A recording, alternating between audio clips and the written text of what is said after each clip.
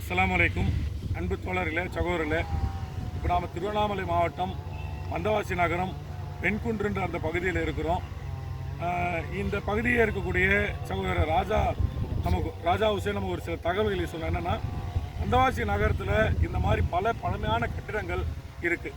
அந்த கட்டிடங்கள் முழுமையான ஆக்கிரமிப்பு கீழே இருக்குது. அந்த பள்ளி மாதிரியும் இருக்குது, ஈத்கா மாதிரியும் இருக்குது. ஆனால் அதை மீட்பதற்கான எந்த நடவடிக்கை எடுக்கலை.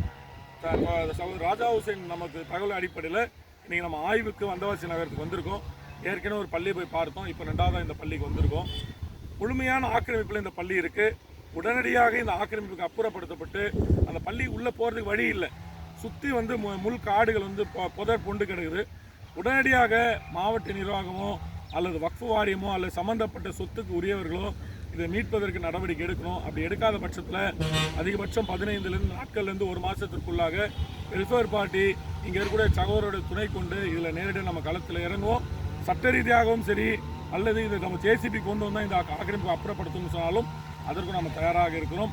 ஆகவே அன்பான சகோதரர்கள், இதை பார்க்கக்கூடியவங்க அதிகமாக இந்த செய்தியை பரவல் படுத்துங்க. வந்தவாசி நகரம் என்பது முழுக்க முஸ்லீம்கள் அடர்த்தியாக இருக்கக்கூடிய பகுதியிலே இந்த துரதிர்ஷ்ட நிலை என்பது மிகவும் வருத்தப்படக்கூடியது. உடனடியாக சம்பந்தப்பட்ட நிர்வாகம் இதன் மீது உரிய நடவடிக்கை எடுக்க வேண்டும் சொல்லி கேட்கிறோம்.